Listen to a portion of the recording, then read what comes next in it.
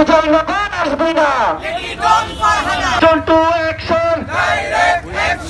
প্রধান নির্বাচন কমিশনারের সামনে আমরা নিরাপদ না, তাহলে এই বাংলাদেশে কিভাবে একটা সুষ্ঠু নির্বাচন হবে?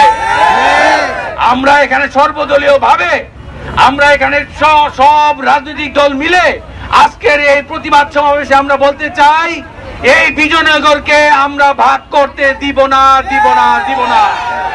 আমি গতকালকে প্রধান নির্বাচন কমিশনের সামনে বলেছি, প্রয়োজনে আমরা এই রাজপথে মৃত্যুবরণ করব, কিন্তু বিজয়নগরকে আমরা আলাদা ভাগ করতে দিব না, দিব না, দিব না। রুবিন ফারহানা যা বলেছে সম্পূর্ণ মিথ্যা কথা বলেছে। আর যা তার গুন্ডা বাহিনী আমার ছোট ভাই আতাউল্লাহ এবং এনামুলের উপরে আক্রমণ করেছে, তা আমি তীব্র নিন্দা জানাচ্ছি। মানুষ বিজয়নগরের ভৌগোলিক অবস্থান সম্পর্কে তার কোনো ধারণাই নেই। যিনি তার নিজের এলাকা সম্পর্কে কনসাস নয়, তাকে আমরা কখনোই আমাদের নেতা হিসেবে মেনে নিতে পারি না, দমানো চাই না। এই জন্য তারা আমার উপর উদ্দেশ্য প্রণোদিত ভাবে, পরিকল্পিত ভাবে তারা হামলা চালিয়েছে।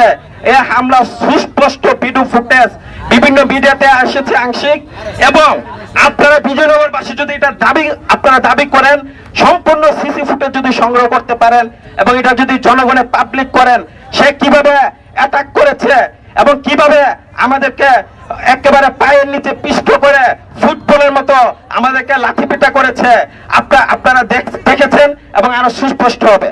আমরা বলে দিতে চাই, আমরা নির্বাচন চাই। এই নির্বাচনের জন্য, কারণ বিগত 3টি নির্বাচন হয়নি, এই জন্য ছাত্র জনতা জীবন দিয়ে একটি গণতান্ত্রিক পরিবেশের জন্য এরা জীবন দিয়েছে।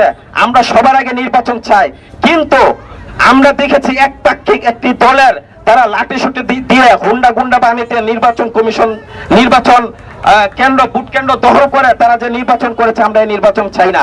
আমরা সুস্পষ্টভাবে বলে দিতে চাই, গতকাল এখানে আমি সবার আগে আবেদন করেও আমাকে শুনানিতে আমার যে তারা যে যুক্তি দেখেছে, যুক্তি খণ্ডন করে আমার পক্ষের যুক্তি, আমার বিজয়নগরের পক্ষে, আমার এলাকার মানুষের পক্ষে কথা বলার সুযোগ দেওয়া হয় নাই। এখানে আমি প্রধান নির্বাচন কমিশনারকে আমি বারবার অ্যাটেনশন নেওয়ার জন্য বলেছি, সে পাত্তা দেয় নাই। আমরা স্পষ্ট করে বলে দিতে চাই, আমরা বিজয়নগর এখানে এখনো শান্ত আছি। আমরা একটি সেটেল ইস্যু ছিল, এই বিজয়নগরের 10 ইউনিয়ন একসাথে সদরের সাথে বামুনমরা সংসদীয় আসন 3-এর সাথে থাকবে, এভাবে বিগত সময়গুলো একটি সেটেল ইস্যু ছিল। কিন্তু এই বিজয়নগরকে অশান্ত করেছে এই রকম একজন, মানে যে বিএনপির নামদারি যে নেতা, সে যে দলে নেতৃত্ব দিবে, এ দলের জন্য বিপদ, এই এলাকার জন্য বিপদ এবং দেশের জন্য বিপদ। আমরা বলে দিতে চাই, সুস্পষ্টভাবে রুমিন ফারহানাকে গ্রেপ্তার করতে হবে, সিসিটিভি ফুটেজ সংগ্রহ করতে হবে, এই ঘটনার দৃষ্টান্তমূলক বিচার নিশ্চিত করতে হবে।